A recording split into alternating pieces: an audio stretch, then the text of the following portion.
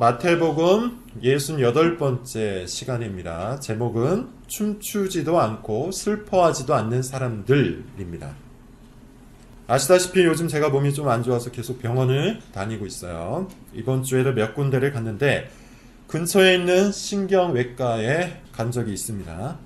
진료를 받으면서 증상 몇 가지를 말씀을 드렸더니 의료용 망치를 가지고 이곳저곳을 두들기더군요. 손목, 팔꿈치, 무릎, 발목 등이었는데 그것을 치시면서 여기를 쳤을 때 반응이 없거나 약하면 문제가 있는 것이다 라고 설명을 해주세요. 다행히 망치로 칠 때마다 몸이 반응을 했습니다. 그때 제가 이런 생각을 했어요. 아하, 살아있는 것은 액션이 있으면 리액션이 있구나. 신경이 살아있으니 망치로 칠 때 손과 발이 팔딱팔딱 반응을 한 것이죠.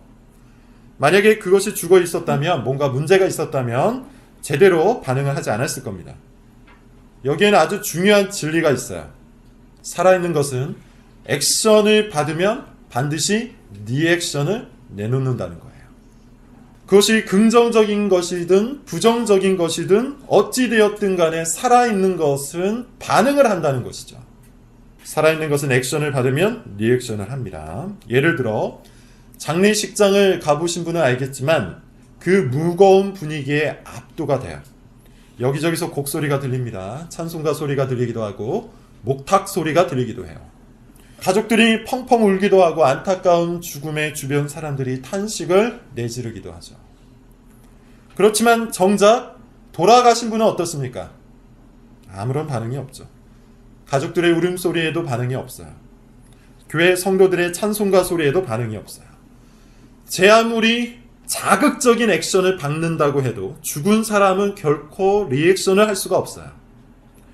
죽은 꽃에 물을 주고 햇빛을 쪼여준다고 해도 죽은 꽃은 살아나지가 않습니다. 이런 원리는 사실 모든 것에 적용이 돼요. 대표적으로 관계에도 적용이 됩니다. 살아있는 관계는 늘 액션과 리액션이 있어요. 그것이 긍정적인 것이든 부정적인 것이든 서로가 서로를 향해 살아있는 관계는 항상 반응이 있다는 거예요. 서로의 말에 상처를 받기도 하고 그것 때문에 싸우기도 하고 그것 때문에 화해하기도 하고 그래서 서로의 말에 위로를 받기도 하죠. 상대가 자기의 마음속에 살아있을 때는 상대의 모든 것에 반응을 내놓습니다. 반면에 죽은 관계는 어떨까요? 이러든지 저러든지 별로 상관을 하지 않죠. 상대의 말에 별로 상처를 받지도 않아요. 상대에게 큰 기대가 없기 때문에 액션도 없고 액션을 받아도 리액션도 없어요. 피상적인 평화만 유지될 뿐입니다. 가장 위험한 관계죠. 상대가 내 마음속에서 죽어버린 거예요. 다시 한번 말합니다. 살아있는 것은 액션이 있으면 리액션을 내놓습니다. 반응이 있다는 거예요. 이 원리는 하나님과의 관계에서도 동일하게 적용이 됩니다. 하나님에 대하여 살아있는 사람은 하나님께 반응을 해요. 하나님에 대하여 살아있는 사람은 하나님의 액션, 곧 하나님의 말씀하심과 하나님의 일하심에 리액션을 내놓습니다.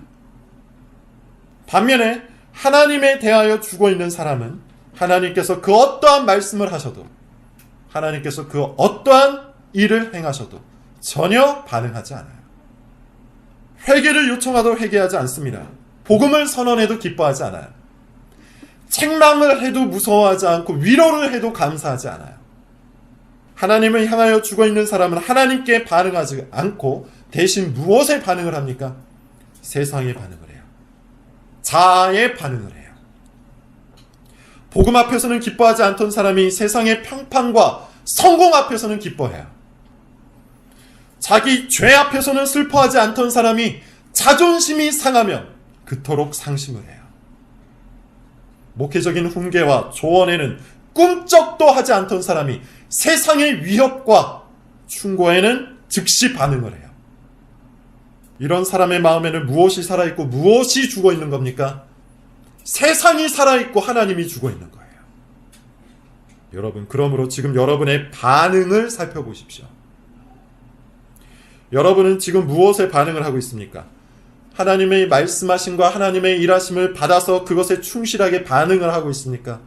아니면 하나님께서 말씀을 하시든지 일을 하시든지 전혀 상관하지 않고 그냥 자기 소견에 오른 대로 살고 있습니까?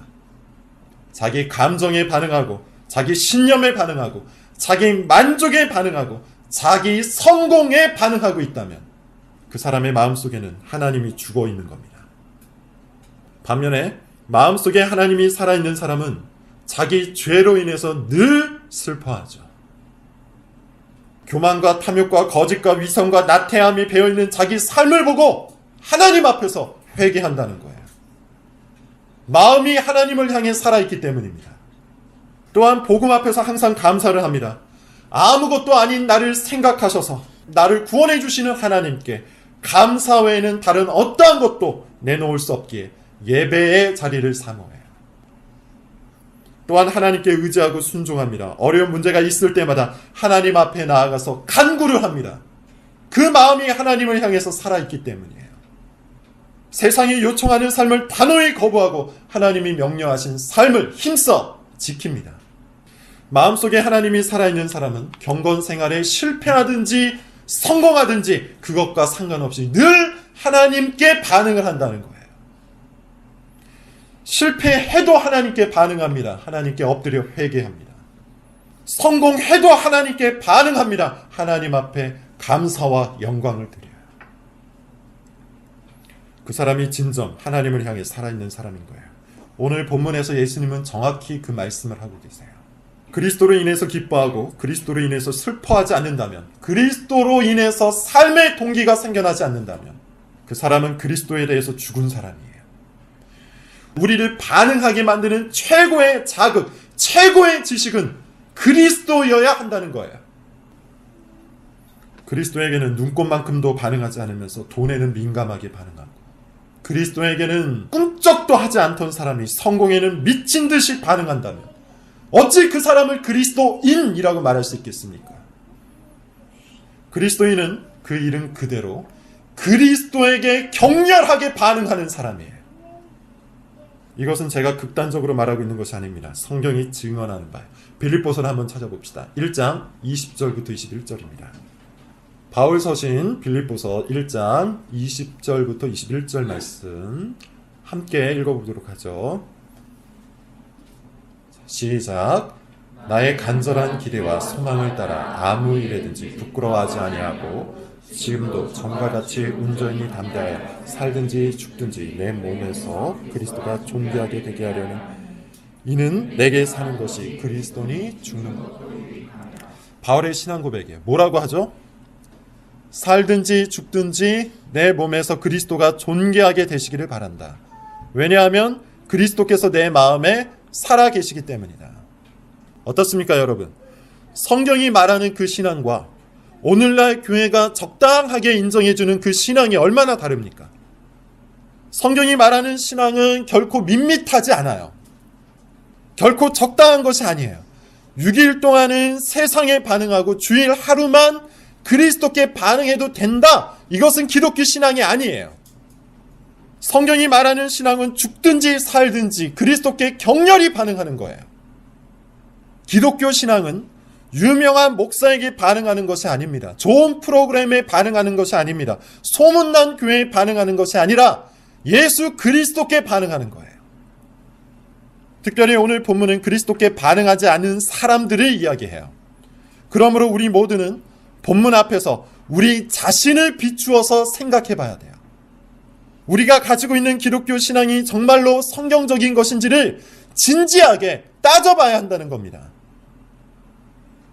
혹시 나 자신이 그리스도께 반응하지 않는, 하나님께 죽어있는 그런 사람은 아닌지 생각해 봐야 한다는 거예요. 우리의 그 참담한 현실을 깨닫는 데에서부터 복음이 시작되기 때문이에요. 예수님은 세례 요한 이야기로 오늘 말씀을 시작하세요. 본문 7절부터 9절입니다. 본문 7절부터 9절 함께 읽어보도록 하죠. 자, 시작. 그들이 떠나매 예수께서 우리에게 요한에 대하여 말씀하시되 너희가 무엇을 보려고 하느냐 바람에 흔들리는 갈대냐 그러면 너희가 무엇을 보려고 하느냐 부드러운 옷 입은 사람이야 부드러운 옷을 입은 사람은 왕궁에 있느니라 그러면 너희가 어찌하여 나가느냐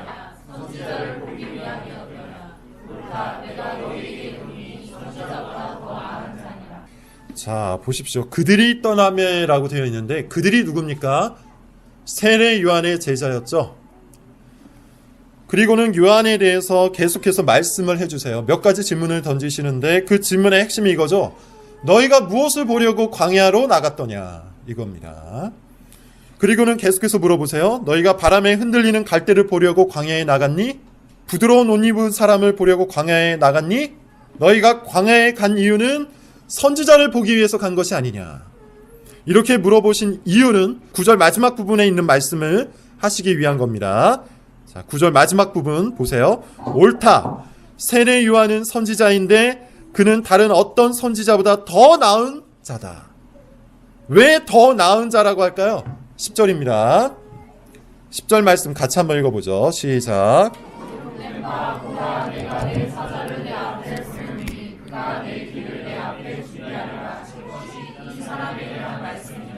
자, 왜 예수님은 세례 요한을 더 나은 자라고 말씀하셨을까요? 세례 요한이 대단한 능력을 가지고 있기 때문이 아니죠.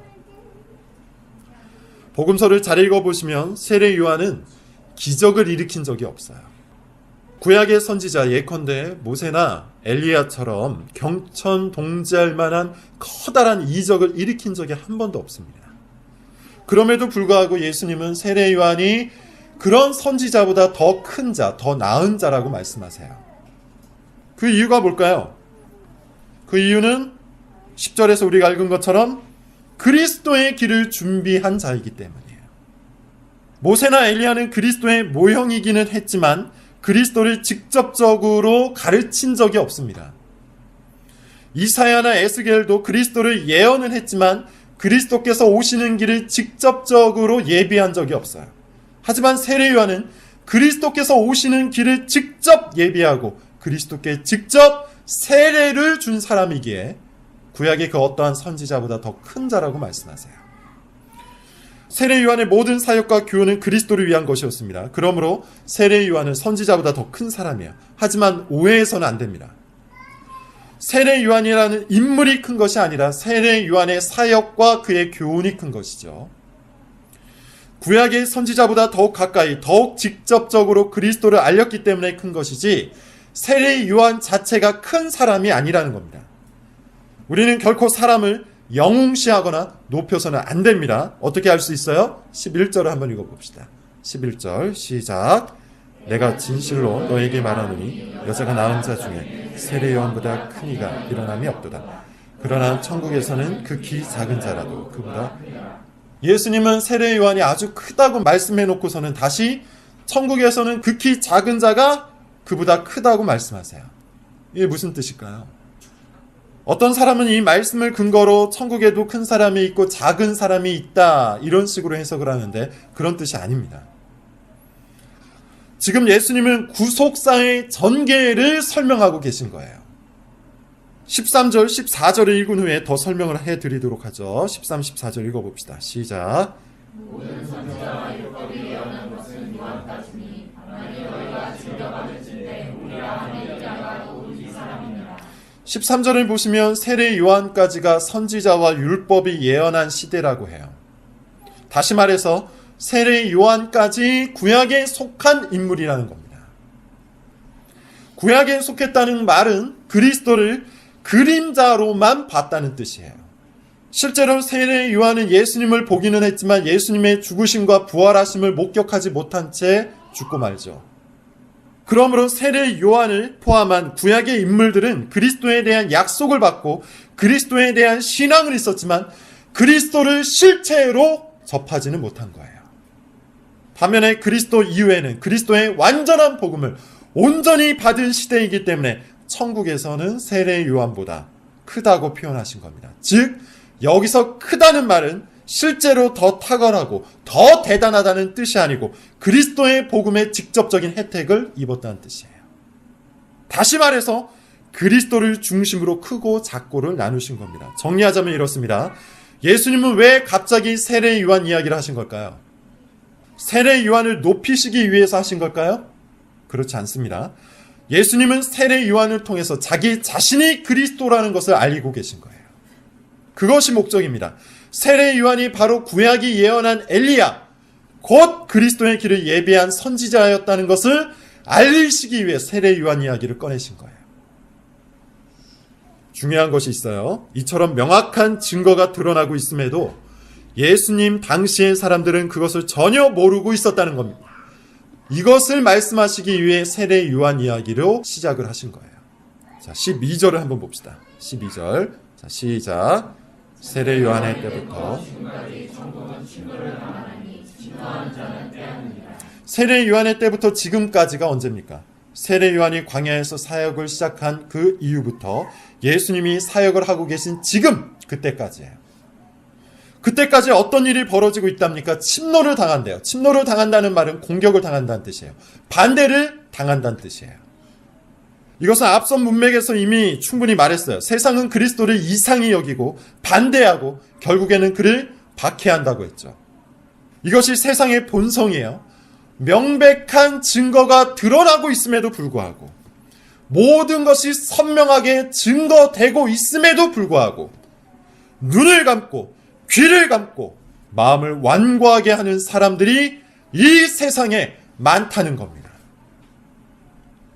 그러면서 이렇게 말씀하시죠. 16절, 17절이에요. 자, 읽어봅시다. 시작. 이 세대를 무엇으로 비유할까? 비유하고 이르되 우리가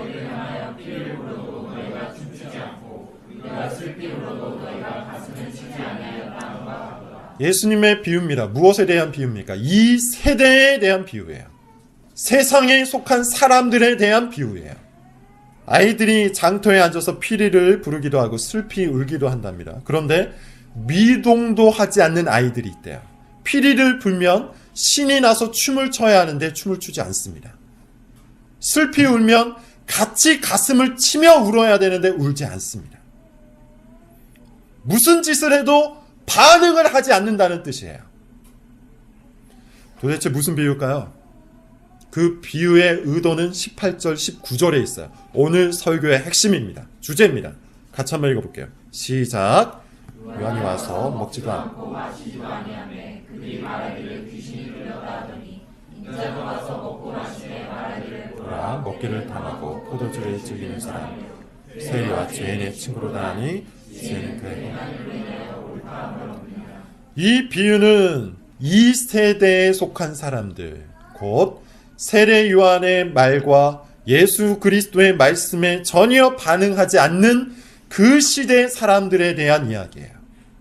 세례 요한은 광야의 선지자였죠. 광야에서 메뚜기와 석청을 먹었습니다. 고난의 삶을 살았습니다. 그리고 회개를 요청했어요.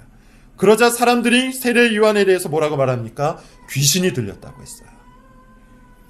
반면에 예수님은 사람들과 어울리면서 먹고 마시며 복음을 선포했죠. 그러자 사람들이 뭐라고 말합니까? 먹기를 탐하고 포도주를 즐기는 사람이요 죄인과 세리들의 친구라고 했어요. 사실 여기서 중요한 것은 세례 요한의 삶이나 예수님의 삶이 아니에요. 세례 요한과 예수님이 전파한 메시지예요. 세례 요한은 주로 무엇을 선포했습니까? 회개를 선포했어요.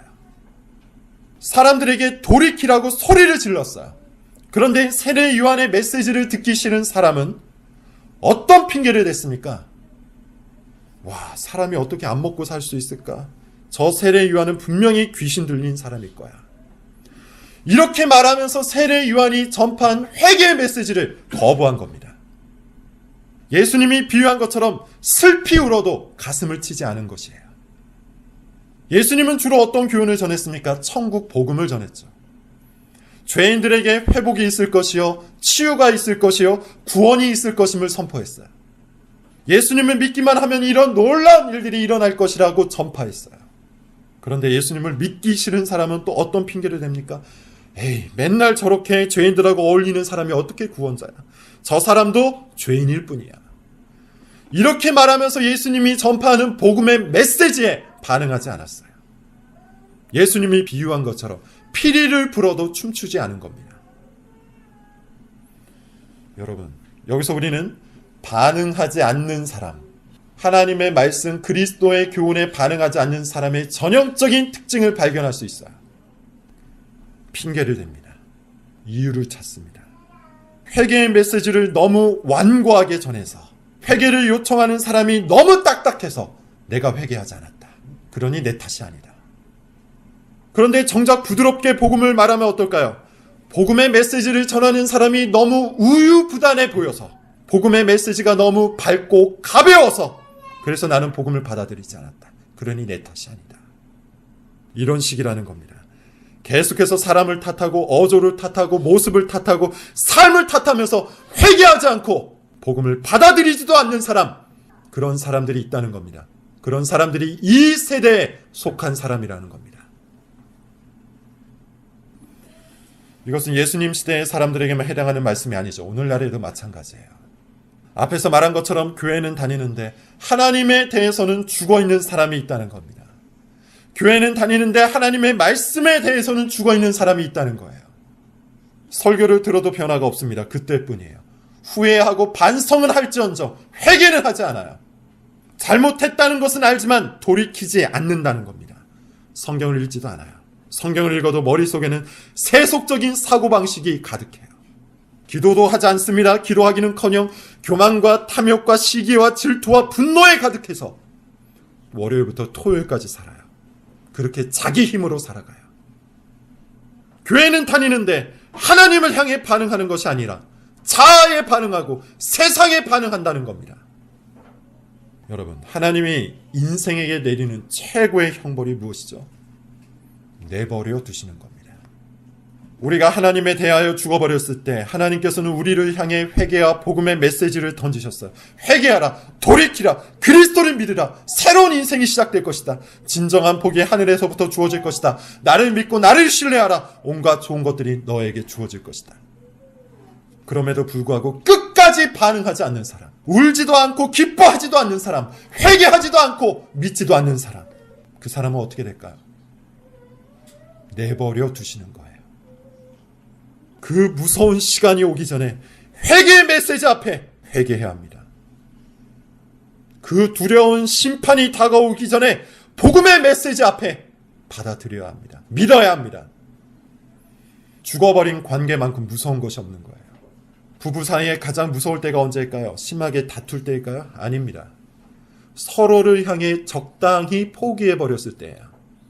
서로의 말과 행동에 기대를 갖지 않을 때예요. 그래서 화를 내지도 않고, 그래서 기대하지도 않고, 그래서 아무 말도 하지 않을 때, 그렇게 피상적인 평화가 유지될 때, 사실은 서로의 마음에서 상대가 죽어버렸을 때, 그때가 가장 무서운 것이죠. 이것은 제가 목회를 하면서 더욱 많이 느끼는 바입니다. 충고를 하고 권면을 하고 훈계를 할 때 제 마음속에는 그 사람이 살아있어요. 그런데 더 이상 방법이 없을 때는 충고도 하지 않고 권면도 하지 않고 훈계도 하지 않아요. 말 그대로 방법이 없기 때문이죠. 이것은 결코 좋은 상황이 아닙니다. 마찬가지예요. 이제 결론을 맺겠습니다, 여러분. 그 어떤 사람도 진공 속에서 살아가진 않습니다. 모든 사람은 무엇인가에 반응을 하면서 산다는 겁니다. 어떤 액션에 리액션을 하면서 살아간다는 것이죠. 그런데 무엇에 반응을 하느냐가 그 사람이 무엇에 살아있는지를 보여준다는 거예요. 자녀가 있는 사람은 아마 자녀에게 가장 많은 반응을 하면서 살 겁니다. 그 사람의 마음속에는 자녀가 살아있기 때문이죠. 어떤 사람은 배우자에게 가장 많은 반응을 하면서 살아갈 거예요. 배우자가 그 사람의 마음속에 살아있기 때문이에요. 반면에 어떤 사람은 오로지 자기 자신에게만 반응하면서 살기도 하죠. 자기 감정에만 반응을 하고, 자기 상황에만 반응을 하고, 자기 성공에만 반응을 하며 살아가요. 그 사람은 자기 자신에게만 살아있고 모든 것에는 죽어있는 거예요. 중요한 것은 이겁니다. 그렇다면 우리는 과연 하나님에 대해서 반응하고 있느냐는 거예요. 하나님의 말씀에 대해서, 하나님의 복음에 대해서 정말 격렬하게 반응을 하고 있느냐는 거예요.